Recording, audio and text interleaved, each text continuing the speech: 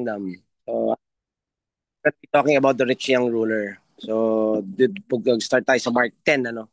At we're gonna skip the first verses, yung mga naunang mga verses kasi ang pinag-usapan dyan is about marriage. So, yung about marriage na yan, siguro sa Sunday ko na ano yan sa couples. But for now, dito tayo sa kay rich young ruler. And most of the time, alam nyo, pagdating kasi dito, alam nyo, ito yung nung mga una ako nagbabasa ng Bible, the first time that I read the Bible, ito yung mga isa sa mga tanong ko, ano. Maliban doon, ito rin yung mga nagagamit din kasi, no, ng ibang mga churches na ibang turo, no, nako, pag mayaman ka, hindi ka makakapasok, hindi ka makakarating ng langit, na, pag, ang rich ka lang, pag mayaman ka, hindi ka makakapasok, mahihirapan ka. So, yan yung tinutukoy kasi dito. So, malaking bagay po, mga kapatid, na mas maunawaan natin ang husto. Kung ano nga ba ang tinutukoy ng Panginoon pagdating dito sa mga mayayaman na ito na tinutukoy rito. Ano ba yung gustong ibigay sa atin ng Panginoon sa pamamagitan nito? So, ang gagawin po natin, hindi po ako magsisimula doon sa Mark 10 verse 17 kung saan sinimulan yung sa rich young ruler. Mag-uumpisa, Lusot. yeah, mag-uumpisa tayo sa Mark 10:13. Marami po kasing alam niyo, maraming yung iba kasi pag nagbasa po kasi tayo ng Bible, mga kapatid, meron mga subtitles, ano. Actually, yung title ko ngayon came from the, if I'm not mistaken, sa NIV. Yan yung, tama ba? NIV ko ba nakuha to? Or NLT? Yung title, ano. Kasi madalas sa title dito is Rich Young Ruler. So, ang ginamit ko rito ngayon is The Rich and the Kingdom. Pagka hinihiwa-hiwalay kasi yan, so papasok na kagad doon sa Rich Young Ruler, tapos yung Jesus blesses the children. So, nahihiwalay ito. So, most of the time, pag pinag-usapan yung pagdating doon sa Rich Young Ruler, doon ka na lang nagfo-focus. Nang hindi mo binabasa yung buong konteksto ng buong chapter.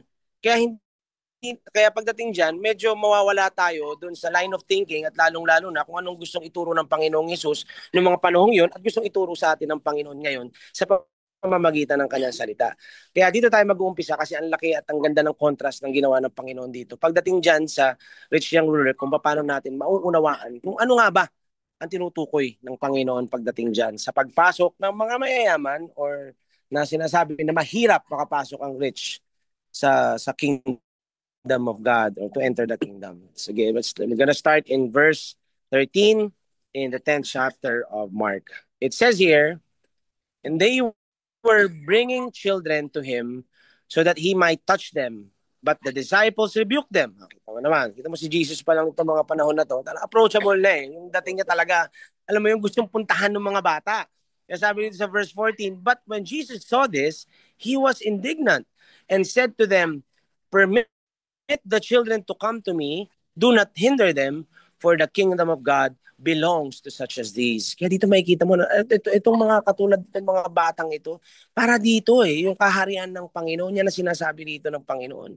Para sa kanila daw. So ano ba ibig sabihin ng Panginoon pagdating dyan?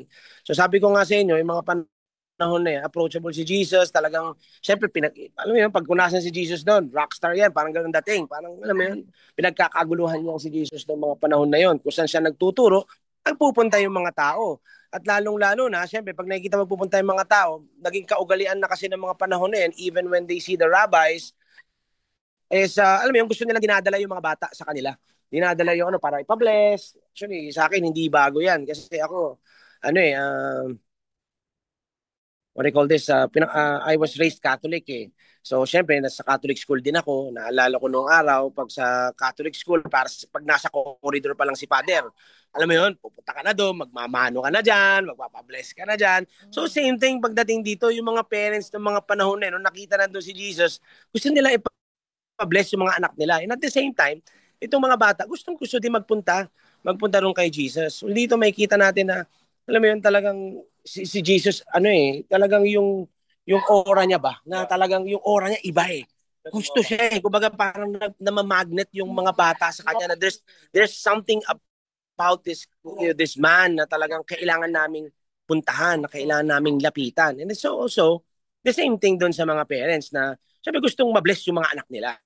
Yeah. Di ba? Gustong mabless ng husto. But of course, syempre, ito nga mga disciples, I'm sure hindi naman hindi naman pangit yung intention ng mga disciples. I'm sure gusto lang din nilang protektahan si Jesus dahil maaari.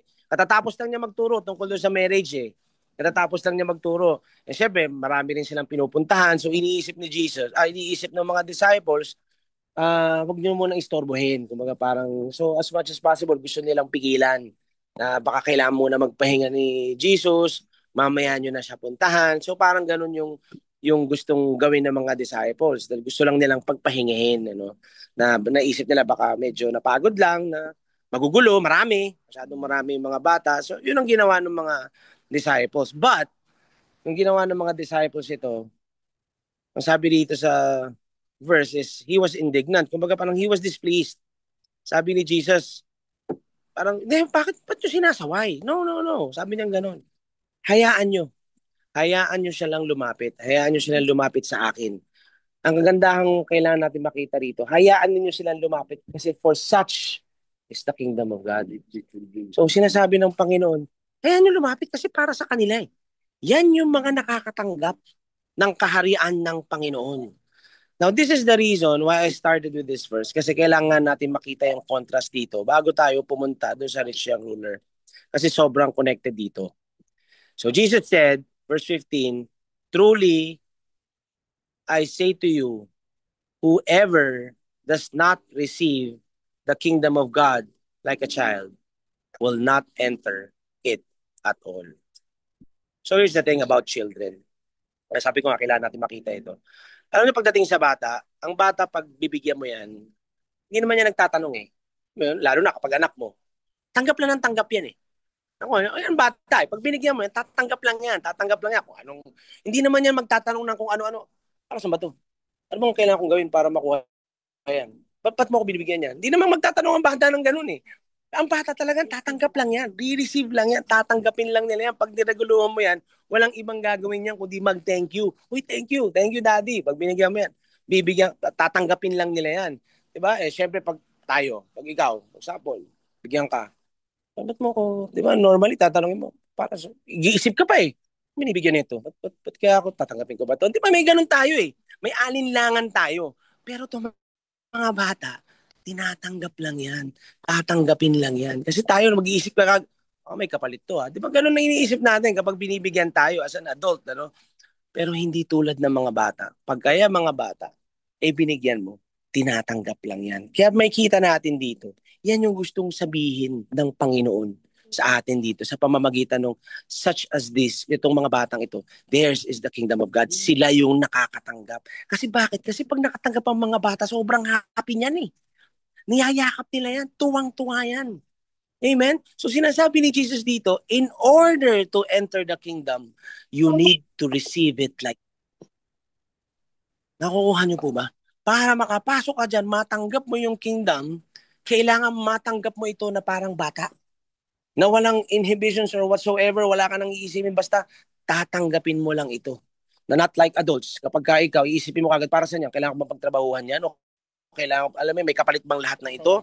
Free ba talaga yan? O kailangan mo paghirapan yan? O baka may kondisyon yan? Baka may, kumbaga parang sa mga, anong tawag na ito?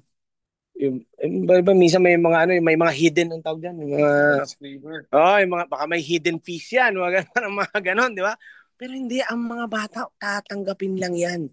So sinasabi ng Panginoon dito, you need to come to Jesus like a child receiving a gift from their parents.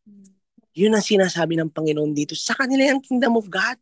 And as parents, alam niyo bang sobrang pleased si Jesus when we bring our children to Him? Sobrang pleased ng Panginoon. To Him, sa Kanya natin binibigay. Ibig sabihin, tinuturo natin siya, pinapakilala natin siya, not necessarily to the church, not to the kids ministry, not to the pastor, but to the Word. You know, we are to tell our children about Him, paggising mo sa umaga, pagtulog mo sa gabi, habang naglalakad ka. Why? Kasi excited si Jesus na i-bless sila. Nakuha niyo po ba? So dito nakikita natin kung ano sinasabi ng Panginoon dito. At pag itong tingnan nyo, pag nabibless ang mga anak natin, syempre di ba bless ka din? Kasi bless sila eh. Ito yung gustong gawin ng Panginoon. Amen? Kasi habang nabibless yung mga anak natin, bless tayo at ang gusto ng Panginoon, ba-bless tayong lahat. So paano ngayon mabibless sila? We have, as parents, I'm just talking to parents right now, We need to model Jesus to our kids. How do we model Jesus to our kids? Ilalabas mo si Jesus na nandiyan sa loob mo. Amen? You don't just learn about Jesus, you don't just study about Jesus, kundi isa sa buhay mo. Isa sa buhay mo ang Panginoon mismo. Sa buhay mo kung saan nakikita ng mga bata, nakikita ng mga anak, kung saan yung Bible nabubuhay sa pamamagitan ng ating mga buhay. Kaya sabi sa verse 16, sabi dito, and he took them in his arms and began blessing them, laying his hands on them. Amen. So nakita po natin na dito tinutukoy ng Panginoon, in order to enter the kingdom, kailangan daw yung childlike faith na para daw tayo mga bata na tumatanggap lang, na hindi na nag-iisip ng kapalit, na hindi nag-iisip na kailangan bang pagtrabahuhan yan, na kailangan ba akong may gawin dyan, kundi tanggapin mo lang. Amen. And so now we go to verse 17. So after knowing this, kasi importante, iparada natin ngayon na ilagay natin sa isip at puso natin kung paano itinukoy ng Panginoon dito, kung paano marireceive ang kingdom of God. Tinukoy na ng Panginoon dito. And then ito na ngayon, nangyari, verse 17. As he was setting out on a journey. So ito na, palabas na. Palakad na sila, palabas na sila eh. Papunta na sila sa kalsada as he was on the road. Pabiyahe na, paalis na. And then suddenly, a man ran up to him and knelt before him. Ibang klase yung dating nitong mamang ito, sa totoo lang. Kasi palabas pa lang kayo, parang alam mo yun, parang kunya, nasa bahay ka, example, dito tayo sa garahe, papalabas pa tayo sa garahe, bigla may tumatakbong, hindi ka hinahabot, sinasalubong ka. Tumatakbo siya. Pagkatakbong ganun, papasalubong kay Jesus, lumuhod siya. Diba? Kung tutusin, agaw eksena yan. Kahit na hindi ikaw si Jesus, kahit ikaw yung kasama lang ni Jesus, may tumakbo nga lang mabilis na parang takbong magnanakaw sa harapan mo, mapapatingin ka na eh. Uh-huh. Diba? Yung pang pasalubong, anong gagawin yan? Matakbo eh. Sabay lumuhod. Pansinin nyo same thing. As the kids or the children was eager to come to Jesus, this is the same thing also. Ganito rin yung ginagawa nito. Diba? Gustong-gusto rin ng mga bata. Diba? Yung parents, dalin siya. Ganito rin ginawa ng mamang ito eh. Ganito rin ang ginawa ng rich young ruler. Nagmamadali din siyang lumapit at makalapit kay Jesus. Amen? Kita nyo tong eksena na ito? Ngayon pagtakbo, sabay luhod sa harapan ni Jesus. Mabibilib ka pag may biglang lumapit na ganyan. Mapapasabi ka na, pang-klase, humility nito. Siyempre, mabibigla ka. Diba? Pang-klase ito, talagang mukhang gustong-gusto niya si Jesus. Meron, alam mo yun, baka talagang nangamdaman niya o baka, alam mo yun, may tunay siyang talagang kundi lang paghanga. Kumbaga, baka kita niya na si Jesus talagang totoong Mesaya. Kasi niluhuran niya eh. But siguro sa normal na tao, sa pagtingin sa nakita sa ginawa ng rich young ruler na yon, maaring yun ang isipin mo. But then again, si Jesus kasi, we know that God does not look for the outward appearance eh. God looks at the heart. And He knows this man's heart. Papasalubong pa lang, bago pa na lumuhod yan, alam na ng Panginoon kung anong laman ng puso nito eh. Now, there's something I want us to notice with this question. Anong sabi niya kagad dito? Look lang tayo sa members na yun. Sabi niya rito, and asked him, good teacher, what shall I do? What shall I do? Anong kailangan kong gawin? Yun ang tanong niya rito. Anong kailangan kong gawin? Alam naman natin, di ba? It's not about what we do. It's about what Jesus has done. At this, itong pagkakataon nito, gagawin pa lang naman ni Jesus. Pero, di ba, dito pala makikita natin yung attitude at yung puso ng rich young ruler. Ano bang kailangan kong gawin? How do I earn eternal life? Anong pwede kong gawin? Meron ba akong kailangan pagtrabahuhan? Nakita nyo na yung contrast? Kaya dito makita kung paano magturo ang Panginoon. Alam naman ng Panginoon lahat ng mga mangyayari. Tinuturo naman ng Heavenly Father sa kanya yan. So makikita natin yung contrast dito. Parang tinuturo na rin niya ito sa mga disciples habang nangyayari ito. Nakuha nyo ba kanina kung ano yung sinabi ko sa mga bata? Nakukuha nyo ba ngayon kung ano yung tinatanong nitong rich young ruler sa akin? Nakukuha nyo ibig ko sabihin? Kasi kakasabi lang ni Jesus kanina, in order to enter the kingdom, you need to receive it like a child. Eternal life is about receiving. Tapos may biglang dumating na magtatanong, what can I do? Di ba kanina, sabi ko nga sa inyo na bilang mga bata, tanggap lang ng tanggap. Hindi na para may gawin sila o pagtrabahuhan nila. Pero itong rich young ruler, ang unang tanong kagad, what can I do? If you were the disciples, mamamangha ka eh. Parang isipin mo, oo nga, no? Parang nakikita ko, kasasabi lang ni Jesus kanina, wala kang kailangan gawin para matanggap mo yan. Kailangan ma-receive mo lang as a child. But then this man, tatanong na kagad kung anong gagawin, kung anong dapat niyang gawin. This is why we see na, alam mo, ang ministry, it's lived eh. It's really not taught. Talagang kailangan nilalakad mo to. And habang nilalakaran mo, doon ka natuturuan ng Panginoon. Doon mo makikita kung ano yung tinuturo ng Panginoon sa atin. Now, there's one thing that we need to see here is that this person is interested in knowing kung anong pwede niyang gawin. Hindi kung anong pwede niyang matanggap. Ito yung ginagawa ng rich young ruler dito. Now, another thing that we need to notice here also is this. He called Jesus good. Good teacher. But the word good in those days, sa rabbinic literature, talagang pagka tinawag mong good, talagang you're setting him apart from any other man. It's like inherent sinlessness. So kung titignan mo, okay naman pala kasi tinawag siyang good eh, di ba? Okay naman pala. So tama naman kasi talaga namang, di ba? Wala naman talagang sin si Jesus, di ba? Tama naman yung tawag niya. Di ba? Tama naman yung tawag nung pagkatawag ng rich young ruler kay Jesus. Pero bakit, di ba? Bakit parang nirebuke ni Jesus? Di ba? Ba't nirebuke ni Jesus ito? Bakit pinabayaan niya? Sabi, no. Sinabi niya, di ba, na it's not, hindi ako yung good, but God. No, gusto kong maintindihan natin pagdating dito eh. Kasi sabi ko nga, maraming gumagamit ng verse din na ito na si God lang daw. Kita mo, si God lang daw ang good, hindi naman pala si Jesus. Kasi sinabi yan eh. Kita mo, hindi naman pala si God lang pala good, hindi naman pala si Jesus. Now, here's the thing. The reason why Jesus said this, sa susunod na verse, ganito kasi yan. Tinawag mo akong good. Alam mo bang isa lang ang good? Sabi niya eh. Tinawag mo akong good. Alam mo bang isa lang ang good? And that is God. So parang, ito yan, yung question na yan, pag binabasa ko to and when I first read this, sabi ko, okay, ito pala yun. Yung question na yan ni Jesus, kaya tinanong yan doon sa rich young ruler kasi gusto ng Panginoon na mag-isip yung rich young ruler kung ano ba yung lumalabas sa bibig niya. Alam mo ba kung ano yung sinabi mong good? Alam mo ba talaga ibig sabihin yan? Kasi here's the thing, kung kinoconsider mo kung good, bakit hindi mo ko kinoconsider na God? Kasi nga, isa lang ang good. Si God. Eh, yung pagkasabi niya nga lang ng ibig sabihin ng good is setting him apart. Pero alam mo yun, parang kaya mo kong tawagin na good, pero parang hindi mo ako matanggap na God. Naku kung yung ibig ko sabihin. Kaya sabi niya rito, kasi alam niyo kung bakit? Alam kasi ng Panginoon eh. Tinawag niya akong good, pero talaga hindi niya matanggap sa sarili niya ang God ako. Kasi nga, alam ko kung anong God niya eh. Alam ni Lord eh. Alam niya yung puso niya eh. Pera ang God itong rich young ruler na to eh.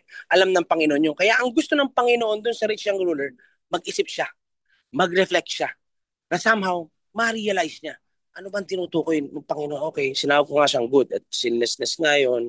Dapat itong good na to, I'm setting him apart. So isa lang ang pwede maging good si God yun. Baka si God siya. Pero hindi nag-isip yung rich young ruler na ganun eh. Hindi niya tinanggap yun. Iba yung iniisip niya. Kaya sabi niya sa verse 18, and Jesus said to him, ito yung sinasabi ko kanina, why do you call me good? No one is good except God alone. Guys, hindi sinasabi sa rich young ruler na hindi ako good. Katulad na sabi ko sa inyo kanina, he wanted the man to reflect on this question. Kasi pwede kasi niyang sinasabi lang yan eh. Sabi ko nga sa inyo, I'm sure nung sinabi niyang good, alam niya yung definition ng good in those days. Alam niya hindi basta sinasabi yun. Even sa mga rabbis, hindi sinasabi yun eh. Yung salitang good. Kasi sobrang extreme yun para lumabas sa mga bibig nilang good. Hindi nila dapat sinasabi yan. Pero sinabi niya doon kay Jesus eh. Di ba? Ibig sabihin, sinabi niya yun dahil inisip niya, medyo, baka nga ito yung tinatawag ng Messiah, kasi sinusundan ng lahat, nagtuturo, pero binanggit niya lang yun without even really thinking it through. Let me just give you an example. For example, in worship. Pag nag-worship tayo, you can sing the lyrics. Kahit mo basahin yung lyrics. But are you really worshiping? God is good. God is great. Pwede mo sabihin yan eh. God is faithful. Well, you never leave us nor forsake us. You love us, Lord. You have forgiven us. But the question is, kung kinakanta mo yun, naniniwala ka pa talaga dun sa kinakanta mo o sinasabi mo lang yan? Nasusundan niyo po ba yung ibig ko sabihin? Kasi kinokontrast ko dun sa ginawa ng rich young ruler. Yung sinabi niya bang good si Jesus, namin niya ba talaga yun? O narinig niya lang na ito kapag sinabi kong good, baka medyo iba yung dating sa kanya kasi parang, di ba, parang pinupuri ko siya, ganyan, pinupuri ko siya. So sama baka iba yung isipin niya. Pero naintindihan ba talaga niya yun? And same thing with us. Minsan, naintindihan ba talaga natin kung anong sinasabi natin? Do you really know how good God is to you? Do you really believe na hindi kanya iniiwan? Na hindi kanya pinababayaan? Na pag nakaramdam ka ba ng symptom, alam mo bang hindi kanya talaga iniiwan? Na, o baka pag biglang nag-alala ka na, biglang mapupunta ka lang sa albularyo, kung saan man, ano mang papasok sa isip mo? Diba? Naniniwala ka ba talaga dyan? O, kumbaga, yung sinasabi mo ba, do you really believe it from the heart or you're just reciting it na sinasabi mo lang para paniwalain yung sarili mo? Nakukuha niyo ba ibig ko sabihin? Naniniwala ka ba talaga na mahal ka ng Panginoon? Na napatawad ka niya? Kaya ka nag-worship? O baka dahil yan lang ginagawa ng pamilya mo? Dahil yan lang yung ginagawa ng church? For example, nagtaas ng kamay. O baka nakikitaas ka lang ng kamay. Di ba? O, ang tanong dito, nagtaas ka ba ng kamay dahil surrendered ka, dahil naramdaman mo kung paano ka napatawad ng Panginoon o sumasabay ka lang? Kasi dito sa pagkakataong ito, dito sa binabasa nating verse na ito, parang ganun lang ang nangyayari dito sa rich young ruler eh. Ang ginagawa nitong rich young ruler, ano ba? Dahil pinagkakaguluhan to si Jesus eh. Napakarami ko ng pera eh. Kulang, hindi ko na nga alam kung anong kulang pa sa akin eh. Pero malaman ko nga, maidagdag nga kung ano man ang pwede idagdag nitong Jesus na ito sa akin. So tumakbo din siya. Di ba? Pasikat pa ang dating niya. Dala takbo, luhod. Lord, anong pwede kong gawin? Di ba? So ito sinasabi ni Jesus dito. Tinatawag mo kong good. Alam mo ba sinasabi mo? Si God lang ang good. Guys, this man knew how he addressed Jesus. Good. Alam mo, parang kung si Jesus, alam mo ba yung tinawag mo sa akin? Kung si Jesus lang yung nagsasalita, no? Alam mo ba yung tinawag mo sa akin? Naiintindihan mo ba yun? Kung kausap naman yung rich young ruler. Kasi kung oo, kung naiintindihan mo na tinawag mo akong good, dapat i-consider mo ko at tatawagin mo akong God. Nasusundan mo yung ibig ko sabihin? Kung susundan niyo po ba mga kapatid? Or sinabi mo lang ba na good ako dahil nakita mong maraming naniniwala sa akin? Nakisakay ka lang ba? Kasi if you believe or if you will believe, you will receive. Parang yun yung mga gusto sabihin ng Panginoon. Susundan niyo po ba ako? Are you guys following me? You know, Jesus kasi, He knows this man's heart eh. In order to inherit eternal life, you just need to receive. Pero itong taong ito, gusto niya, i-earn niya. What must I do? Anong kailangan kong gawin? Ngayon, si Jesus, gusto mo i-earn? Gusto mo palang i-earn eh. Madali naman akong kausap. O ito, sige, tignan mo kung kakayanin mo. you know, gusto mo palang i-earn eh. Diba? So, ginawa ng Panginoon, pinigyan niya ng law. And you know what? Dagdag ko lang. Nasa mundo talaga siya. You know why? Yung tanong niya, ito kasi yung tanong niya eh. Jesus, takbo pa siya, luhod siya. Jesus, good teacher, tell me how to save me. Ang yun siya sabi niya eh. He wasn't looking for a savior. Parang sinasabi, I need to be saved by me. What can I do? Turuan mo nga ako. Ano bang pwede kong gawin para ma-save ko sarili ko? Nasusundan niyo po ba kung paano yung tanong niya? Kaya ganun na lang ang sagot ng Panginoon sa kanya. Pero napakalabing pa yun ng Panginoon. Eh. Alam niyo yun? Hindi siya galit eh. Alam mo yun? Itong rich young ruler, lumapit siya kay Jesus hindi para maghanap ng savior. You know?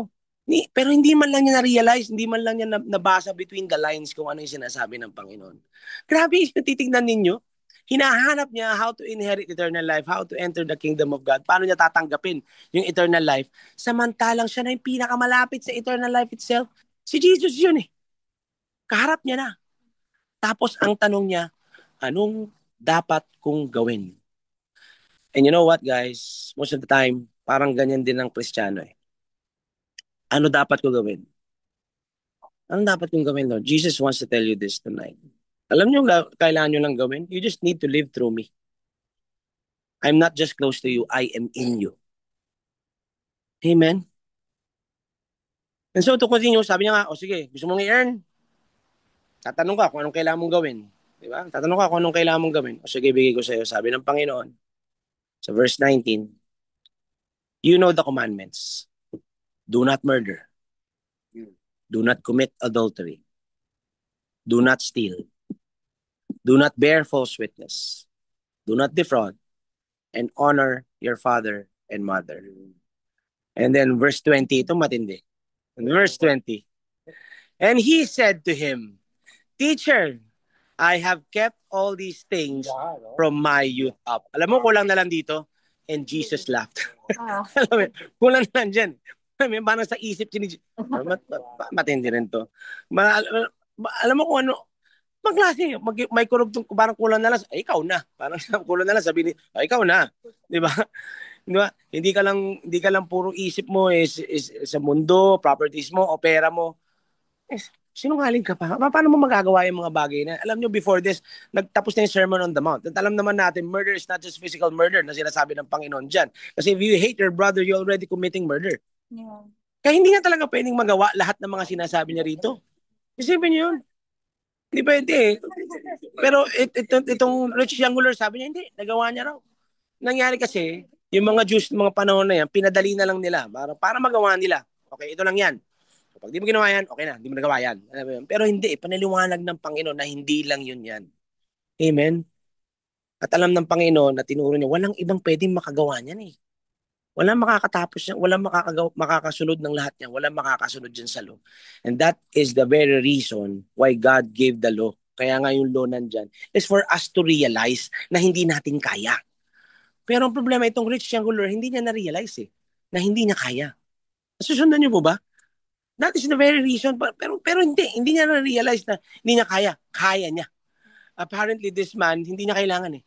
Kasi nagawa niya. Eh di wow, siya na, di ba? Iba, di ba? Di ba? But if you notice, remember, na-rebuke na siya kanina, di ba? Because of the word good. Kaya pansinin mo, nilaglag niya yung good dito eh. Hindi niya na inulit yung good. Kasi nga, bakit? Talagang hindi niya pumayag na kung good siya, God siya. So baka hindi naman siya yun. Sige nga, tinanggal ko na lang yung good. Umuuna lang siya. Teacher na lang. So, naging play safe na siya. Sige, sabi niya, wag ko siyang tawagin good. So, sabi niya, teacher na lang. Tinanggal niya na lang yung good, di ba? Hindi ka naman pala good kasi God lang ang good. So, hindi ka naman God, sige, teacher na lang. So, yun ang, sabihin, ayaw niya talaga i-consider na si God, si Jesus. Pero nagtatanong siya para paano ma-save. Di ba? Tatanong siya kung paano ma-save. So, walang pinag-iba ito mga kapatid dun sa mga tao na gustong maayos ang buhay pero ayaw naman siyang tanggapin bilang Diyos sa tagapagligtas. Ang gusto tagapagligtas lang pero ayaw ng Diyos. Lagi hinahanap tagapagligtas lang. Guys, He is also our God. Which means siya din ang Diyos natin. At hindi ang mga bagay ng mundo. This man, ang gusto niya, dagdag lang sa mga mabubuting nagagawa niya na. Buti raw siya, mabait daw siya, marami siyang properties, nasa kanya lahat, di ba? You have to understand this. Jesus plus nothing equals everything. But Jesus plus something equals nothing. Wala kang ibang pwedeng idagdag. Yan ang pinakita ni Lord dito sa rich young ruler. Actually dito, yung binanggit niya dun sa mga commandments, no, sinabi niya, sige, gusto mong i-earn. So anong gusto mong gawin? 6 out of the 10 commandments nabanggit niya dito. You know, one of the other na commandment na hindi niya binanggit, you shall have no other gods before me. The first commandment. Hindi niya na binanggit yun. Kasi alam niya na yun eh. Yun ang kulang nito eh. Yun ang hindi nasunod nitong rich young ruler na ito. Kasi bakit? Diyos niya yung pera eh. Diyos niya yung wealth niya. Diyos niya yung, you know, yung status niya. Kung ano man siya ng mga panahon na yan. Kaya yan sinabi niya sa susunod na verse para ma-realize. Now, we see here how Jesus teaches us. Kita yun si Jesus, yung attitude niya, yung heart niya, mercy, love, compassion, na hindi niya sinasabing, mali ka. Sinungaling ka naman eh. Hindi sinabing ganun eh. Hindi sinabing upfront na ganun. Hihintayin niya na ma-realize mo at sa'yo manggaling ng walang condemnation. If only this man realized this, lahat ng gustong sabihin ni Jesus, natanggap niya sana. If only he received eternal life like the children, na alam mo yun, na maintindihan niya lang kung ano yung sinasabi ng Panginoon, natanggap niya sana. Kaya sabi dito sa verse 21, looking at him, Jesus felt a love for him and said to him, one thing you lack. Go and sell all you possess. You know, parang ito pa lang habang sinasabi niya yan, parang nakikita ko na kung paano kumukunot muna yung noon, nadahandang nanghihina, na mangiyak-ngiyak, na mali yatang pumunta ako dito. Kasi ever since, bago pa man siya pumunta dyan, alam naman niya na yan yung Diyos niya. Gusto niya lang nang idadagdag niya. Pero wala siyang gustong bitawan. And guys, in order for us to receive, kailangan bitawan. Alam mo yun, bibitawan mo kung ano yung kaya. Alam mo yun, it's not about what you can do anymore. It's about what Jesus can do through us. Only then we could receive. I remember yung time na, when I received the Lord, nung ako'y natagpuan niya, akala ko kaya ko pa eh. Pero nung talagang sabi ko hindi ko na kaya, pagod na ako, that's when, that peace that transcends all understanding, doon ko lang talaga tunay na ramdaman at natanggap ko. At lahat ng bumabalot sa akin ng mga kadena, ng mga bisyo at ng kung ano-ano pa, bumagsak at kumalas. Kumbaga, naalog yung mundo ko kung saan ngayon tahimik na sa pamamagitan ng kapayapaan ng Panginoon. Pero ito wala eh. Habang sinasabi, go and sell all you possess and give to the poor. Sa amin ganun. Parang siguro, go and sell, okay lang kasi benta eh. So, ibig sabihin, mayroon pa rin naman matitira sa akin. Biglang, and give to the, naku, patay tayo dyan, give to the poor. And you will have treasure in heaven and come follow me. Diba? Ang bigat nito. Mabigat.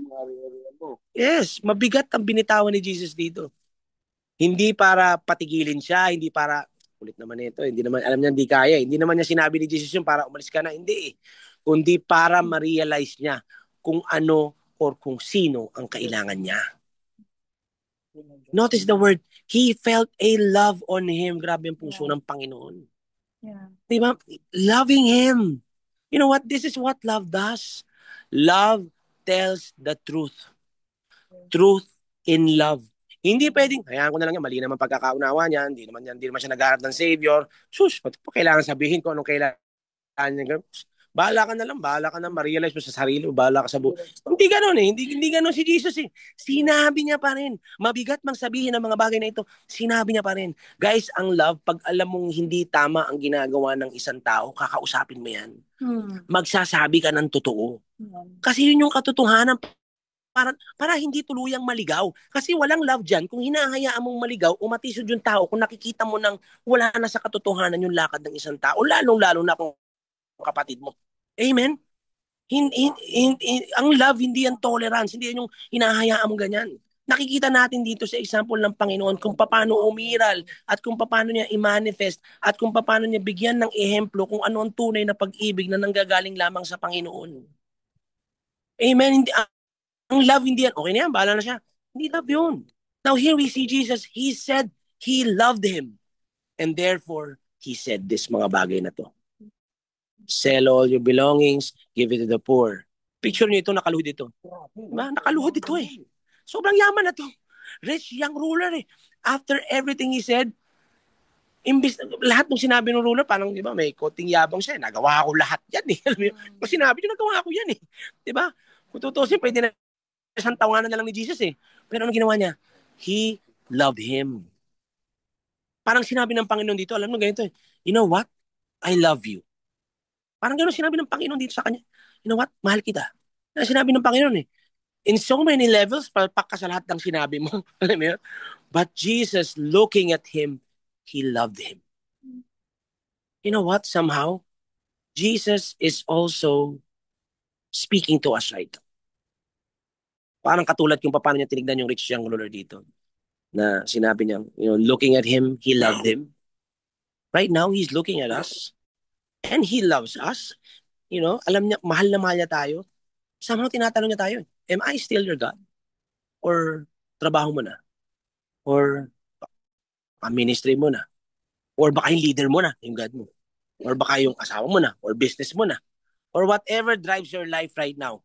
Parang tinatanong ng is it still me? Kasi dito, he goes on to say, sell all your belongings kasi alam ni Jesus na yun ang Diyos niya. Kung kaya niya ba i-give up? Kaya mo ba i-give up? Ako ba talaga, para sa atin, si Lord ba talaga? Amen? Now, to clear this up, this is the only time that Jesus asked to do this. Hindi para sa lahat ito. Kasi parang generalize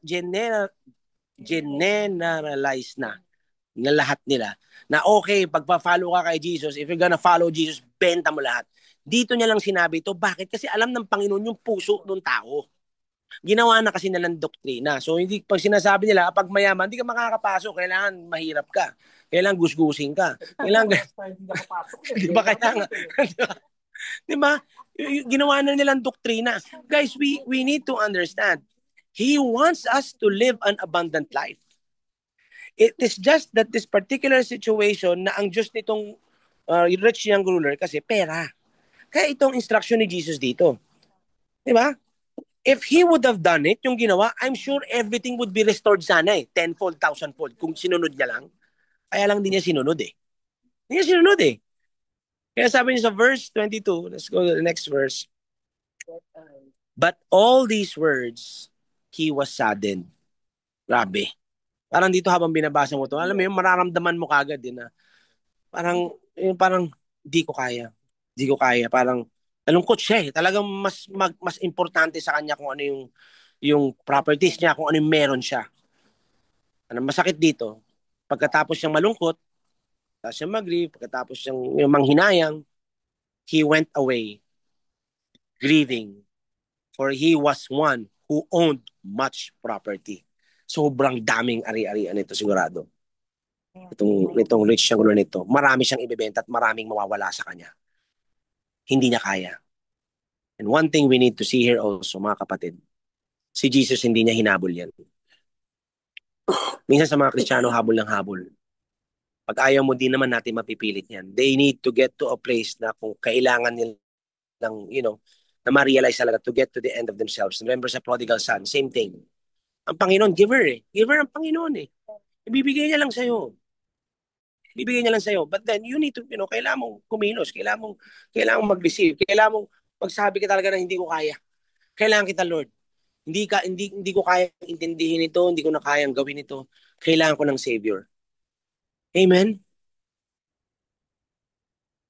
And then on verse 23, it says, and Jesus, looking around, said to his disciples, how hard it will be for those who are wealthy to enter the kingdom of God. Now here again, we find here. Now, do you now see? Gusto kong, dahil na ipaliwanag ko na, simula doon sa children, na dapat walang requirement, tanggap na ng tanggap. Nasusundan nyo na po ba? Ngayon, pag binasa mo to, medyo may picture ka na, di ba? Na hindi ka na mahihirapang unawain pa ito. Kung bakit sinabi ng Panginoon, how hard it will be for those who are wealthy to enter the kingdom of God. Kasi pag binasa nyo itong verse na ito, hindi na literal yung pagbasa mo kasi alam mo na kung ano yung context niya. Nasundan po ba? Yung pagka kasi binasa mo ito lang, lahat ng mayayaman pala di makakapasok. Kasi yun ang tinuturo ng marami, na hindi makakapasok pag mayaman sa kingdom of God. It's not it. That is the problem pag isang verse lang ang binabasa natin. Kailangan pag nakita mo isang verse, pag hindi mo maintindihan, abante ka. Pag hindi mo naintindihan, ang gawin mo, umatras ka ng umatras, hanggang mabasa mo yung buong context, hanggang sa maintindihan mo kung ano nga ba ang tinutukoy at gustong ituro ng Panginoon sa atin sa pamamagitan ng salita niya. Amen? So dito sinasabi niya, it's not it. It's not about yung mga mayayaman na hindi makakapasok sa kingdom of God. Kasi si Jesus, ang tinutukoy dito is not really the wealth or the money. It's the love of money. Yun lang naman ang tinutukoy niya rito. Saan ka ba nagtitiwala? Kay God? Or dun sa pera mo? Or dun sa kakayanan mong gumawa ng pera? Nasusundan po ba? Same issue with tithing yan eh. Kapag nag-tithe ka, nag-give ka sa giving, pag-isip mo kulang pa nga yan, pag iisip mo kulang pa nga to, tapos magbibigay pa ako, then you trust in what you can do and not on what Jesus, at hindi doon sa kayang gawin ng Panginoon. Nasusundan po ba? Yeah. Jesus said this na, mahirap talaga, kaya sinabi niya ito, mahirap talaga makapasok sa kingdom pag ang puso mo or ang tiwala mo nandun sa kaya mong gawin or nandun sa pera mo o nandun sa kakayahan mo. Yung ginodiyos mo ang pera. Why? Kasi ang Panginoon, God wants to bless us eh. So hindi pwedeng hindi ang Panginoon, bless siya pag bless tayo. Excited siyang i-bless siya tayo. He is even the one who gives us the power to create wealth. Deuteronomy 8:18. Amen? So ang issue ni Jesus dito, why he said this is heart issue. What's behind it? Ano yung laman ng puso mo? Is it Jesus or the money? Are you guys following me? Nasusundan po ba? Amen? So, nung sinabi ng Panginoon nito, okay, mahirap palang makapasok, ganyan. So, pati mga disciples, tagulat. So, sabi ng mga disciples, sabi dito sa verse 24, the disciples were amazed at his words. But Jesus answered again and said to them, children, how hard it is to enter the kingdom of God. As you can see, inulit niya pa. Tapos ito pa, in-example niya nga, susunod dyan yung camel. Alam niyo, nung binabasa ko ito noon, ni-research ko rin ito nung araw eh. Talagang hinahanap ko ito eh. Paano ba ito? No, meron pa silang sinasabi na meron, hinahanap ko pa, picture pa niyan eh. Actually, you can see it in the internet na sinasabi, may kasabihan na meron daw, parang eye of the needle na tinatawag nila parang bundok or something na maliit, napapasok yung camel doon. Wala eh, there's no proof na may ganun eh. Sabi ko, there's no proof, pati yung actually, isa sa mga ni-research ko nung araw, aside from this, yung even yung sa thief on the cross, if you know that, hindi ko malaman kung sa kaliwa ba o yung sa kanan yung yung sinama niya sa paradise. Wala rin ako makita kung alin doon, ano. If you guys know kung nasa kanan ba o nasa kaliwa, maybe Brother Ron knows, but hindi ko makita. But anyway, so ito yung mga ibang ni-research ko noon, ano. Itong makita mo, hindi talaga, walang ganyan eh. So it's either ito lang yan. Until the Holy Spirit revealed to me, alam mo, basahin mo to, just take it as it is. So, sinasabi ni Jesus dito, sabi niya sa verse 25, it is easier for a camel to go through the eye of a needle than for a rich man to enter the kingdom of God. Which means, simpleng-simple lang mga kapatid. Ang gusto lang gawin ng Panginoon dito, parang in-exage niya lang yan eh. You just take it as it is. Ang gusto lang sabihin ng Panginoon, nag-isip siya ng isang imposibleng bagay na hindi talaga pwedeng mangyari. Dahil hindi talaga pwedeng magkasya ang camel sa eye of the needle. Amen? Although hindi naman kasing liliit ng karayom natin ngayon yung karayom noon, hindi pa rin magkakasya ang camel doon. Ganon ka-imposibleng makapasok daw ang rich man who loves and trusts in money to enter the kingdom of God. Nasundan nyo na po ba? Yan ang context ng with God, all things are possible. Sa tao, imposible makapasok yan. Yung pera, yung mayayaman, pero sa Diyos, hindi imposible yan. Posible yan. Pati ang mayaman makakapasok kasi blessed pa ako pag blessed ang tao. Nasusundan niyo po ba ako mga kapatid? Kaya sabi niya dito sa verse 26, if we continue to verse 26, they were even more astonished and said to him, then who can be saved?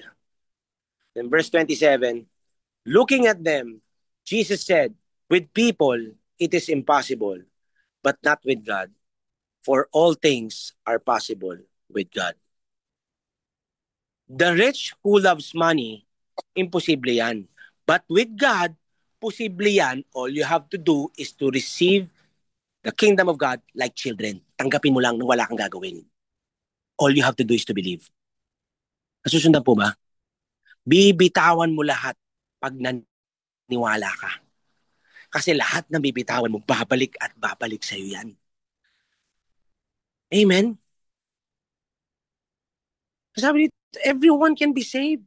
You just have to believe. Diba sa John 6, anong tanong nila doon? What work can we do? Ano sabi ng Panginoon? Believe the one that He sent. You just have to believe. Now, after saying this, ano sabi sa verse 28? Ito nga si Peter. Ano si Peter? Peter began to say to him, behold, we have left everything and followed you. Kita mo naman, ha? Sabi ni Peter. Parang habang sinasabi pa lang ni Jesus yun, parang, nagawa ko lahat yan. Nagawa namin yan. Di ba? Parang, so alam niyo naman si Peter, di ba? Lord, ginawa namin yan. So, pasok kami. Di ba? Pasok kami. Di ba? Di ba? Nagawa namin yan. But look at Jesus' replies. Talaga alam ng Panginoon eh. Pero kita niyo yung reply ni Jesus pagkasabi ni Peter. Alam din naman kasi ng Panginoon yung heart ng mga disciples. Sabi niya sa verse 29, Jesus said, truly I say to you, there is no one who has left house or brothers or sisters or mother or father or children or farms for my sake and for the gospel's sake. Guys, we also need to notice here, hindi ito para sa lahat ng nawalan o gumawa nito. Nakalagay rito is dun sa I say that there's no one who's left their house.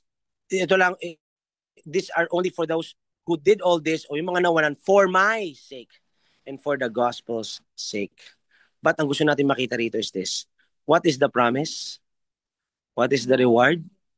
Sabi sa verse 30, but that he will receive 100 times as much now in the present age, houses and brothers and sisters and mothers and children and farms, along with persecutions, and in the age to come, eternal life.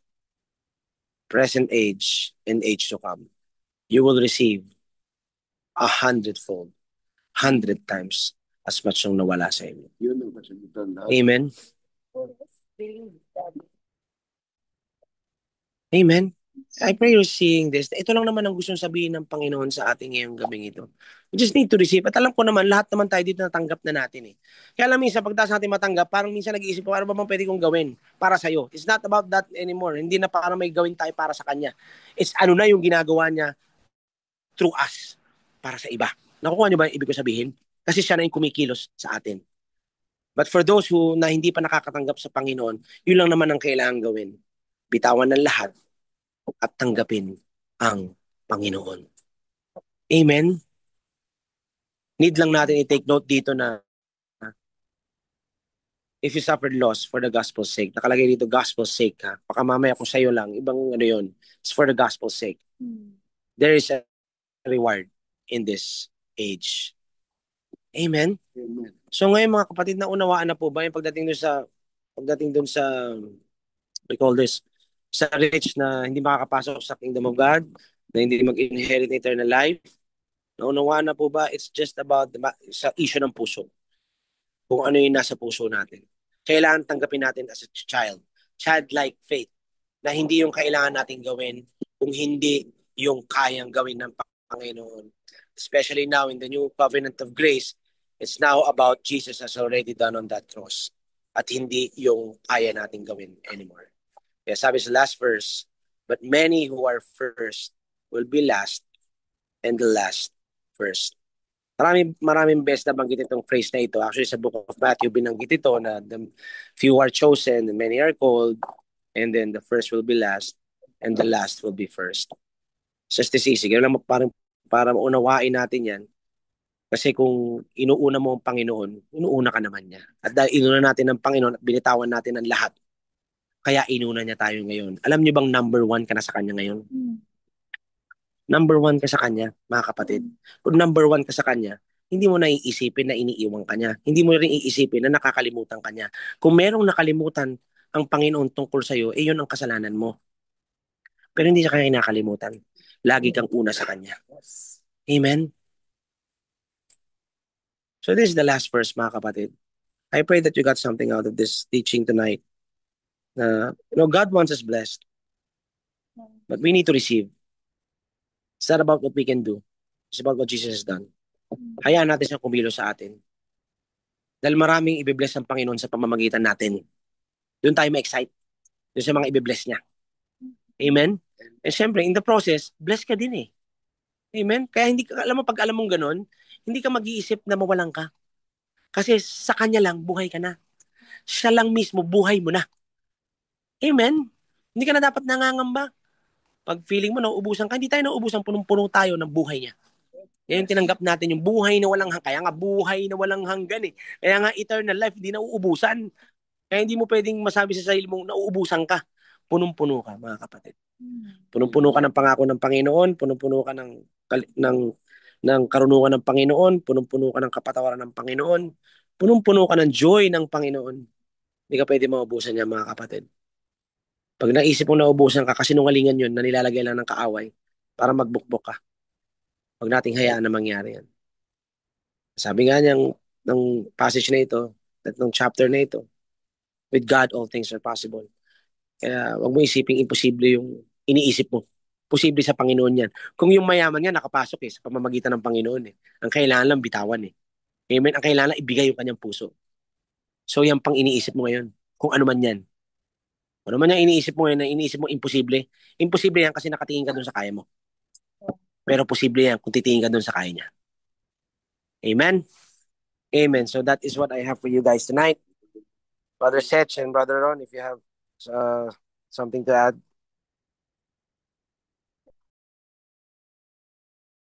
Praise God, bro. Actually, ano naman, very straightforward um, message. And yeah, you're right. Minsan we fall into that trap of, trying to do things na hindi naman dapat. Actually, baliktad. Siya naman yung gumawa lahat. It's a matter of renewing the mind and just aligning kung ano ba talaga yung nakasulat. Ano ba yung sabi? And just receive. Tama ka.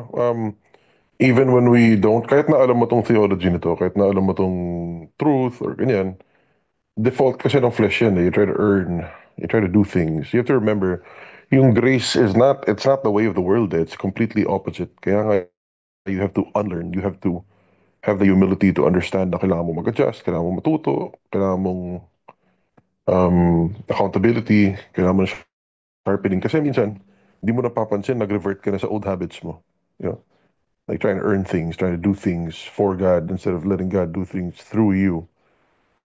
So, madalas na papako dyan yung mga tao pag ministry yung usapan kasi, yeah, gawa tayo ng gawa. And ministry is a good thing. It's a good to do things for God. It's good to do things for the kingdom, for the church. Okay yan. Pero minsan, kailangan natin huminto. Tanong natin, why do we do what we do? Why do we want to do this? Si God ba talaga? Or tayo na yung may gawa? Tignan natin yung fruit ng ginagawa natin. Yung mga nasa paligid ba natin, nabe-bless o lumalayo na sa atin? Di ba? O, di ba? Nai-edify ba yung mga kasama natin o nabubuisit na sa atin? Di ba? Nagiging burden ba yung, baka sa'yo, sarap na sarap ka sa ministry, pero sa paligid mo, lahat ng tao naiinis na sa'yo. It happens, guys. Again, we have the privilege of ministering to many churches all over the country, other countries, everything. We get to see kung ano yung mga ganap sa buhay nila, ano yung nangyayari, ano yung galawan nila. And di ko sinasabing mas magaling tayo. I'm just saying na we get to observe their situations. And marami sa kanila may burnout. Why? Kasi yun nga, they're focused on doing things for God rather than just accepting what He has already given. So, ingatan natin, check natin yung heart natin, check natin yung mga nasa paligid natin. And, kung dapat may accountability ka na tama, and then ask them like, hey, ano bang impact ko sa mga nasa paligid ko? Diba? Nabubuisit na ba mga tao sa akin kasi demanding ako masyado? Or am I turning this into a burden for other people? Or am I a blessing? Am I a channel of God's love? So we gotta check, diba? We gotta check why we do what we do and how it affects those around us. And remember, Christ is simple. So gusto niya mag-enjoy tayo. He wants to live through us, bless us. Yung love niya nandyan, yung goodness niya nandyan. It's us. Tayo yung gumagawa ng complicated. So, yun lang. Let's pull each other back to the simplicity of Christ and pull each other back to love. Amen? Yun lang naman. Praise God, bro. Thanks so much for that insight. And I saw you type something here, bro, earlier that love is not tolerance, nga, diba? Yeah, And I just repeated what Macho said. Si Macho nagsabi niya kanina eh. yeah, Yung love is you not want to tolerance. expand on that a little bit more, bro? Oh, sure, sure. No, that really spoke to me. Kasi, okay, marami sa atin, let's face it, may mga relationship sa buhay natin na hindi nakakatuwa. Diba? Whether it's kapatid mo, magulang mo, anak mo, spouse mo, or fiance or whatever relationship that is. Sometimes, or sabihin natin, ministry or barkada, best friend, whatever that relationship is. Na any two people on earth, wala naman eksaktong pareho, diba? So may friction din yan at some point. And a part of the Christian walk is also correction and diba, humility. Yan naman yung ginagawa natin dito sa ministry. I mean, we have a place where it's not perfect, syempre may kiskisa ng mga personality and ugali, you know, pero at the same time, it's a place of grace and humility. Kaya nga, yun yung dalawang fino-focus sa Bible, di ba? Dapat may humility ka, kaya mo tumanggap na mali, kaya mo humingi ng sorry, or kaya mong magpatawad. Um, and may grace ka to extend to other people when they offend you, not if, but when. Kasi ganoon talaga eh, iba-iba yung personality natin eh. But not all bad actions have bad intentions. You know, so yun nga, it's seeing beyond the action, seeing the intention of the heart of the person, understanding bakit nga ba siya ganun, bakit ganito. Point ko lang is, kung talagang love mo yung tao, you will not tolerate that. Hindi mo siya hahayaan. Kasi, kunyari, may close ka, may ginagawa siyang di maganda, hahayaan mo siya, iba magagalit sa kanya eh. You know what I mean? Iba yung ma-offend niya eh. Iba yung masastumble niya eh. So, this ties back to yung sinabi ni Jesus sa Matthew, na if you see your brother sinning, go and tell him his fault. Kung magrepent siya, then you have won your brother. Diba? If not, go take another one. So, yun nga yung point eh. Kung talagang love mo yung tao, hindi mo to tolerate yun eh. Hindi mo to tolerate yun. Hindi mo siya hahayaan magpakasira. You're gonna call it out. You're gonna want to, like, I care enough about this person to make sure that they become better. You don't love. So, love is not tolerant. Hindi nga hayaan mo na ganyan, ugali niyan. So, at the same time, mga kapatid, balance natin to na hindi naman siya naghahanap ka na mali o lahat na lang na mali, kailangan mong punahin. Nakakapagod din naman yun. You're not the Bible police. Hindi naman, and it's not just, so again, check mo, what is it that you're trying to correct? Number two, why? Gusto mo siyang i-correct dahil mahal mo siya o gusto mong i-correct dahil bullshit ka? Or galit ka sa kanya? Or gusto mo siyang i-correct dahil gusto mo siyang pahiyain? Something like that. Diba? Check mo. So what? Why? Diba? And also when? Are you gonna correct him in front of everybody? Or pag kayong dalawa na lang? Nakasulat dun, sa Matthew nga, sabi ni Jesus, go tell your brother his fault. In private, hindi mo dadama yung ibang tao. Lalo na kung spouse mo yun, huwag mong hihiyain sa harap ng ibang tao. Di ba? Or anak mo or whatever. Doesn't matter. Basta there's a when to do it. Tama yung when. Also, lastly, is the how. How do you do it? What are you gonna say? Pagalit ka ba? Masyado ka bang condescending? It matters how you say things. Di ba? Ako, I believe, si Macho, tsaka ako, hindi naman kami magiging effective magturo kung wala kaming pakialam sa how.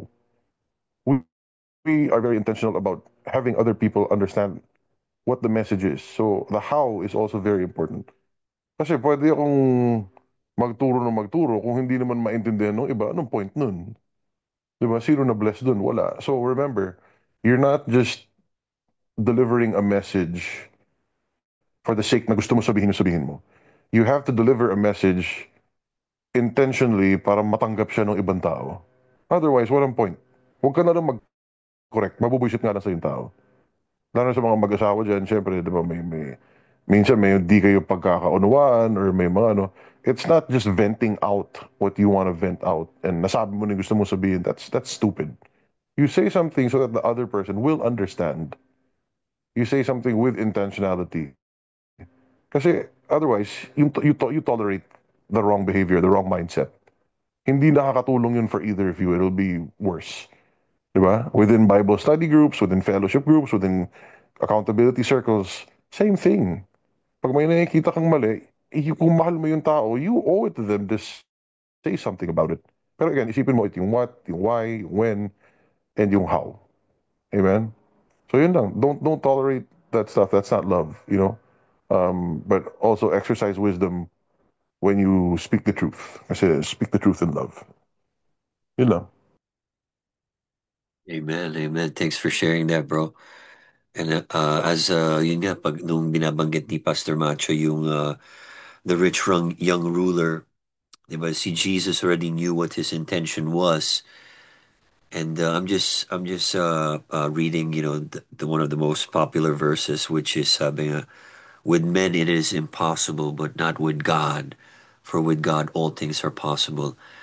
And pinag-iisipan ko lang yung yung verse na to, com- uh, because the rich young ruler wanted to, you know, I think he was sincere to really ask that and really gain eternal life.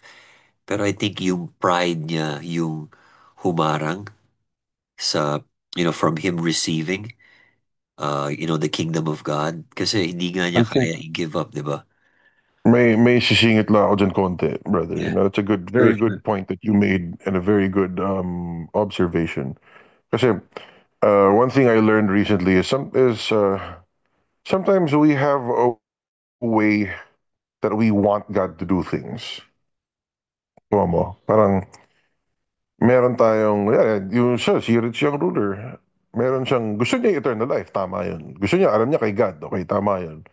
Pero yung how niya, meron na siyang how sa utak niya na parang, paano ko gagawin to? Kasi, nagawa ko na to, nakip ko na tong do not do this, do not do that. Nakip ko yung law, nagawa ko to, mayaman ako, nagawa ko yan. Parang, ano siya in his head, he already made up how God wants to do things. And kasi kaya niya. Pero yun yung, that's how the new covenant we have, yun yung gusto niyang basagin eh. It's not based on how you can do it or it's not performance based. It's about relationship and intimacy with God. Kasi kailangan pakinggan mo siya eh. You know, his ways are different than what you can plan here on earth. Yes, may mind of Christ tayo, pero at the same time, we have to be attentive kasi walang formula eh. Ang gusto ni God, yung pakinggan natin siya, take it a day at a time. Be in that constant hearing and depending on Him. Hindi yung, hindi, ito na yung formula, susundan ko to, gagawin ko to. Hindi mo na kailangan si God nun eh. Kung alam mo na lahat ng steps going there, guess what? You don't need faith. Walang kwenta yung faith kung alam mo na lahat ng gagawin mo. Di ba? So, since we know that the word is a lamp unto our feet, that's a very important metaphor. Kasi the lamp unto your feet doesn't shine all the way out. Nakita mo yung dulo eh. It just shows you the next few steps. Di ba? And that's what faith is for. So, when we've decided what we want God to say, we're not going to hear the answers we like. So, again, pag may mga tanong tayo kay Lord, kay Holy Spirit, may mga tanong tayo, maging open tayo sa sasabihin niya. Hindi yung gusto mo lang marinig or ma-confirm yung alam mo na. Kasi baka yung sabihin niya sa'yo, totally none of the above. Wala sa options mo. You know, baka pinipilit mo, Lord, ito A, B, or C, A, B, or C. Naku, but there's 100 other options that you haven't seen, but God has seen. And you're not considering that kasi may gusto ko ng A, B, or C. Di ba? So yun nga, again, really good observation, man. There's a way. God's ways are different. Let's be attentive and let's be willing to obey. Let's not decide for God na dapat ganito yung mga bagay-bagay. Otherwise, disappoint ka. So alam ni Jesus yung heart issue niya. Ito yan, yung self-righteousness mo. Nagawa mo to, ito yung gusto mo. O ngayon, alisin natin lahat yan. Satisfied ka pa rin ba kay God? Hindi. Di ba? Kasi yun yung pride niya eh. Yun yung hawak niya eh. He made up in his head that this is what God wants me to do. This is what will get me into heaven. When I ask Jesus, I'm asking for his confirmation. I'm not asking for his input. See, I want to point that out to everyone. When you pray to God, are you asking for God's input or are you asking to confirm what you want lang? So baka mamaya may sabihin sa'yo si God na totally opposite yung, di ba? Baka mamaya may binuhos kang 5 years dyan sa kumpanya mo tapos sabihin ni God, hindi naman yan yung will ko, ikaw lang may gusto niyan eh. Like, anong gagawin mo? Are you willing to drop any of that? Di ba? So anyway, hindi magulo si God. I'm just saying, be careful because sometimes we hear only what we want to hear and not what we need to hear. And, Amen. and that's the thing, bro. Like because Jesus said nga, and he loved him and said to him, di ba, one thing you lack. Sinabi niya, rebuke niya yung rich young ruler. And he wanted to check if, kumbaga, kung kaya niya gawin. Di ba? Because ito yung love ni God eh. Like, because he loved him, there was one thing that he had to realize. Di ba? Ano niya, makita niya sa sarili niya. Di ba na may kulang pa. Kasi feeling That's niya a perfecto na eh. it's a very profound answer. Totoo lang ni Jesus. Yung sabi niya, one thing you lack. Alam mo, masakit yun eh. Kasi si rich young ruler, nagawa niya lahat eh. Mayaman siya. He has everything. So for you to be the richest, the kindest, the best performance sa law, tapos sabihin mo, "Hindi, may kulang ka pa rin." Para sampal yun, masakit yun. You know what I mean? It's like you being the top, the top guy and lahat nagawa mo na, the best of the best. Tapos sabihin mo, "Hindi, kulang pa rin." So sabit yung pride mo doon. Doon pa lang pride na eh, sabit na eh. Kulang pa rin yan. Why? Kasi it's by grace through faith, not by works. Ephesians 2 verse 8 and 9. Di Yun. ba? Yun eh. Hindi point yung kaya mong gawin to, kaya mong gawin yan. Sabi niya, pride mo yun, yabang mo doon. Ikaw yung Yun. magaling doon, hindi si God eh. Pero kung by grace through faith yan, anong pwede mong pagmalaki? So yun nga, yung point ni Jesus, there's a very profound answer. Kasi when he said one thing you lack, sige, benta mo lahat yan, ganito. So, ibig sabihin, no, lahat ng inaccumulate mo ever since noon na pinagmamalaki mo, all of that is worthless. Pamigay mo. It's worth nothing. Whether you give it away or not, it's not worth anything. Kasi you missed the point. The point is si Jesus mismo. It's knowing him, it's intimacy, it's having that relationship, it's surrender, it's counting this life as nothing and counting the new life with Christ as everything. Yun yung point. Kumbaga Diba? So parang, ang galing sumagot ni Jesus. yeah, actually, Go ahead. kumbaga sinasabi ni God sa kanya well, Jesus is telling him na you cannot enter the kingdom of God with pride. 'Di ba kung proud ka sa, like your last name or what you have, 'di ba? O kung ano yung mga na-accomplish mo sa buhay. And I think that's the thing. We cannot enter the kingdom of God with pride. 'Di ba? We have to first humble ourselves, Amen. 'di ba, under the mighty hand of God. And then I think that's the entry point pa lang, 'di ba? Kasi sabi nga Yeah. ni Jesus dito, there's no other way. With men it is impossible, but with God all things are possible. Amen, bro. I think I think a lot of us, all of us here have to be more conscious of that na kailangan mo hubad yung sarili mo talaga kay Lord. Hindi pwedeng may bit-bit kang yung pride. It's easy to say pride. It's easy to say. A lot of people misunderstand pride as, hindi ako, simple lang ako, konti lang, kahit na konti lang kita ko, okay lang. Guys, hindi humility yun. Hindi humility. Yung tunay na pride, hindi yung porque mayaman ka or whatever ka, hindi pride yun eh. Ang tunay na pride is yung makikinig ka kay God no matter what. Yung kaya mong i-set aside lahat ng sarili mo para kay God. Pag sabi ni God, gawin mo to, go. You obey. Pag sabi ni God, mali ka, tanggapin mo, mali ka. Sorry, Lord, repent ako. That it's submitting to His word, period. Yun. Na Lord, basta yung sinabi mo, I trust, that is the best. Ang pride, pwedeng mahirap ka na ma-pride ka pa rin eh. No, Ben? Hindi porke konti pera mo, o mahirap ka, o simple kang tao, o payak yung pamumuhay mo, hindi ibig sabihin humble ka dun. Pwede kang mahirap. Madami okay na mahirap na ubod ng taas ng pride. You know? And at the end of the day, pride has nothing to do with how much money you have or how rich you are. It's a heart condition. So, ang question dyan is, will you submit to the Word of God or not? Ngayon, kung hinubad mo lahat yan, Lord, ikaw lang yung kailangan ko, satisfied ako sa'yo, period. Then that's the heart that enters the kingdom of heaven. Yeah. Amen. And I guess like whatever possession you have that's hindering you from your relationship with God, I guess Jesus is asking, are you willing to give that up? 'Di ba? And my question kay Pastor Match, Pastor Match, bakit ba na-title yung message na to, The Rich and His Kingdom? Kasi si Rich, Rich in Rich the yung... Kingdom. I got it from another translation. Oh, okay. Uh, if not NLT, hindi NLT, I think NIV yan. Yan. Oh, okay. Para maiba lang. So parang it's not necessarily kung mayaman ka, hindi ka makakapasok sa kingdom ni God, no? No, just got it from the title of the Bible. So, mga subtitles na. Yung nilagay ko. Marami tayo hindi papasok No. sa heaven. Para walang mayaman. Pakayanin natin. Well, baka may mga insights, you guys want to share para sa lahat ng nakikinig ngayon.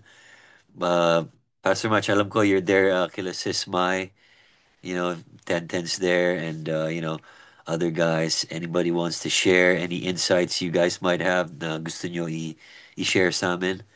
I'm sure you're having a lively discussion there. Meron ba? O kaya kung meron po mga katanungan?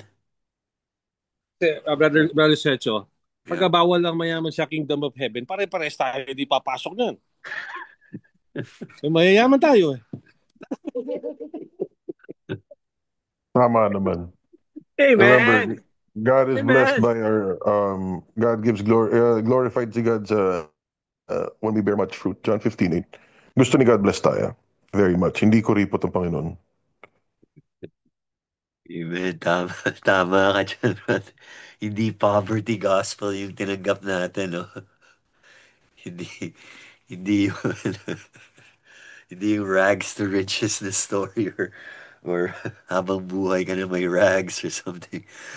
Pero, man, that's a profound uh, insight, bro.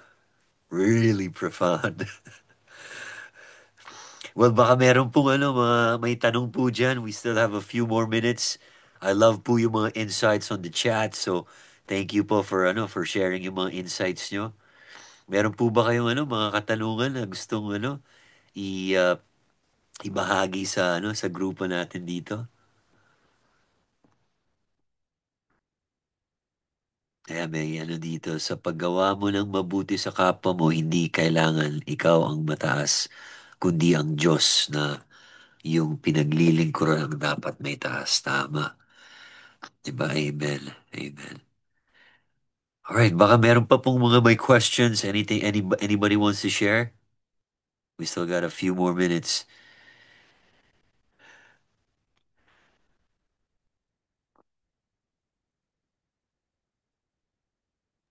Bro Satcho, send us your travel dates, so we can Oh yeah, plan. for sure, PM mo na lang bro. I will. para ano tayo. Bro, miss ka Um, namin. oo nga. Fellowship. I miss fellowshipping with you guys. I mean, praise God, meron tayong online fellowship. And I praise God for sa bawat isa sa inyo who's here tonight. So, are you guys blessed for our Thursday night Bible studies?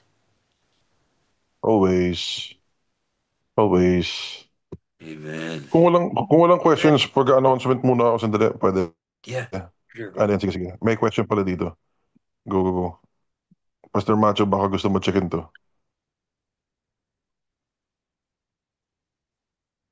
Bago ako Proverbs mag-announcements. 38. In Proverbs 38, anong riches po tinutukoy doon? I think the proverb of Lemuel, King Lemuel yata ito, ano? Agur 38. It says, empty out my heart. Well, this is the Passion Translation. Empty out my heart everything that is false, every lie and every crooked thing, and give me neither undue poverty nor undue wealth, but rather feed my soul with the measure of prosperity that pleases you. I think it's a little different from yung mga ibang translations. I'll read it sa King James. Sa Proverbs 38. Sa Passion kasi parang may paraphrase eh. So may additional insight na yung translator. But hold on, let me read it to you guys here. Proverbs 38, relating sa question, is Proverbs 38 says, where's that? And remove falsehood and lies far from me. Give me neither poverty nor riches. Feed me with the food allotted to me. Any insights there, bros? Like what's anong riches ba yung tinutukoy dito? No, it's again, maraming verse kasi na ganyan na parang if you take it out of context, isipin mo, maging mahirap ka para, di ba? Pero nakasulat ka dun, give me neither poverty nor riches. In other words, hindi importante sa akin yun. Di ba? Kumbaga, hindi ako masasway, my faith, where I am with God, my relationship with God. Kaya mayaman ako, kaya mahirap ako. Hindi ako affected yan. You know, that's not kung eternal mindset ka. Circumstances lang kasi to eh. You know, a lot of us are swayed too much by our circumstances, and a lot of us, totoo lang, nagbabago yung mga theology natin based on yung circumstances nga natin. Di ba? Nakapag-goods lahat, yung ganda ng theology mo. Tapos kung biglang naging pangit yung situation mo, biglang iba na naman yung theology mo. So, madaming ganun. But that's not how it is because the truth doesn't change. God does not change with regards to that, 'di ba? So, kailangan yung truth natin naka-anchor sa kanya. Yung feed me with the food allotted to me, it shows na dependence mo, na kay God talaga. Kung ano yung gusto mo sa akin, Lord, wala akong hangarin na gusto ko super yaman ako, wala akong hangarin na kailangan poor na vow of poverty para mukha akong kawawa. Hindi yun eh. kung ano yung plan mo, God, ano yung gusto mo sa akin, dun ako. Nothing less than that. Whatever your will for me is. So, ngayon, kung mali yung pagkakilala mo kay God, nakakatakot tong verse na to.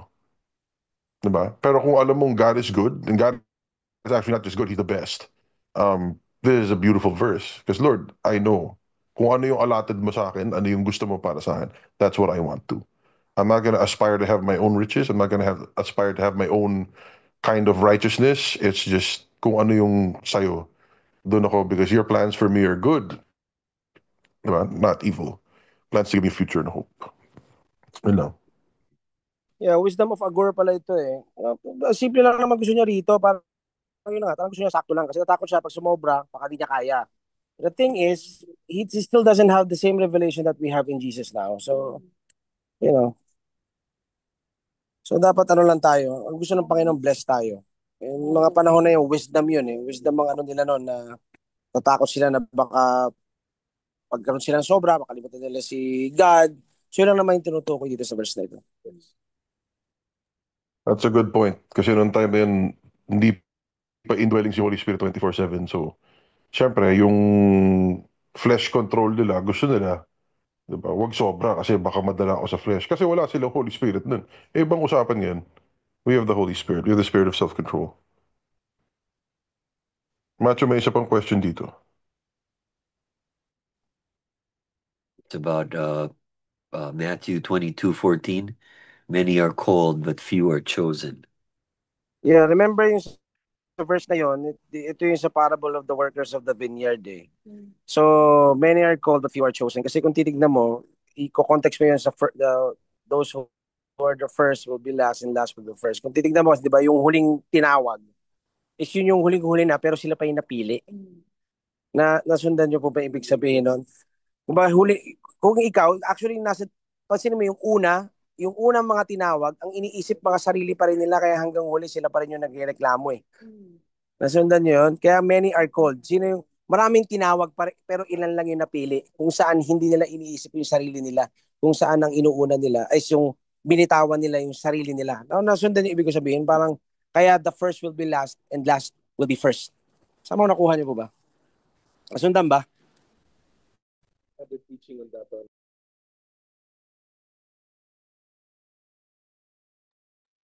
Amen. Amen and amen. So, yeah, just one more announcement before we close in prayer. I just want to give you guys a heads up. Maaga pa naman, but ngayon ko lang kasi ma-update. I had a meeting, online meeting with the head of Charis Bible College in Asia, Cindy, and it's a really good talk. But heads up ko sa'yo, by next year, we'll be hosting Charis students sa Metanoia. They'll be with us for a few days. And mga April to. So I think 17 students will be with us and ministering with us for a few days next year. So nice lang, very exciting. And it's great to connect with, other people who love Jesus. And I'll be meeting again soon with Charis Global naman to discuss yung mga missions nila sa Philippines. So they want to partner with us there. So yeah, I just want to praise God. Guys, things are picking up. God's been opening a lot of great doors for us to reach people. And it's nice lang that we get to bless also and support a ministry that has yung nagplant ng seed para dito. Diba? So, praise God. Yun lang, I just want to share. Wow, praise God, bro. That's a lot of students. 17 students from Caris. My goodness, that's great, bro. Man, it's gonna be exciting. It's exciting to just fellowship with those guys and learn from them as well.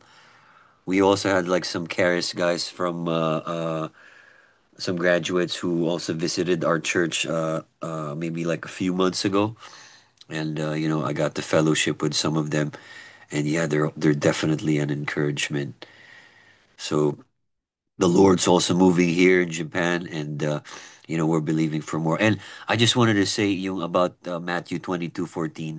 May additional insight lang ako sa many are called, di ba lahat tayo, we've been called, we've been invited into the kingdom of God, but few are chosen. Actually, few choose to know Him more intimately. Diba? There's only few who actually go after God. Diba? We have all been invited into eternity. Diba? Lahat tayo may invitation because we have Jesus in our hearts, but few are chosen. Actually, few ultimately choose and give up their lives to God and for the sake of the gospel. And I think that's ultimately what it's all about. Di ba lahat tayo may kanya-kanyang calling? Pastor Macho, Brother Ron, even for sa bawat isa nandito, lahat tayo may calling. So nasa atin na on how we respond to that call. So it's a choosing that we have to do. So, yeah, Pastor Much, anything else you want to share before we end tonight's meeting? I'm good, bro. Yeah. Amen. All right, let's close in prayer then. Brother Ron, are you still in the U.S.? I'll be back this weekend, bro. All right. All right. Let's just speak life and just agree in faith, and let's just join our hearts together. So, Father, we just come before you, Lord, para magpasalamat sa inyo, Panginoon. You are good. You are merciful.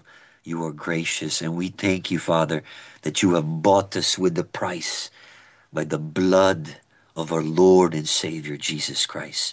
That we are your treasure, Lord, and that you have given us your one and only begotten Son who opens up the kingdom to us. And we pray, Father, for dreams and visions to take place, that we may enter into each of our callings and see how beautiful the kingdom that you have for us. And we pray, Father, and declare that your kingdom is here. Abundance is for us.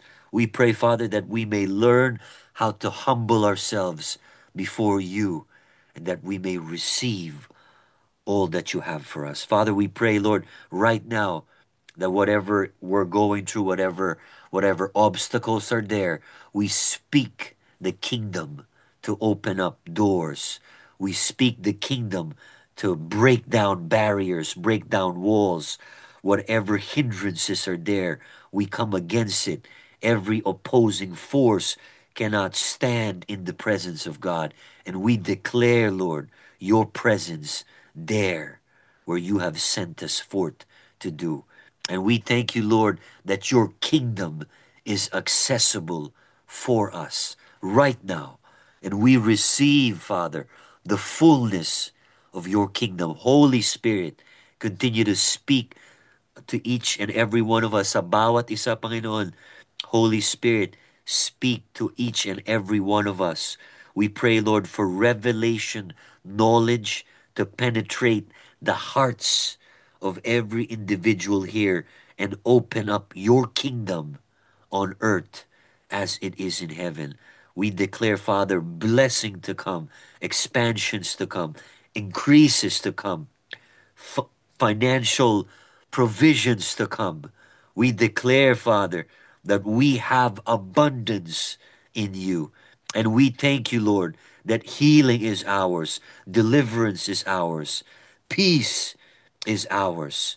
And we speak this forth in our house, in every household that's here tonight. And we thank you, Father, that you accomplish what you said in your word to do. And we love you, Father, and we give you all the glory, all the praise in Jesus' name. And everybody says, Amen. We receive. Thank you. Amen. Amen. Jesus. Praise God. Amen. Amen and amen.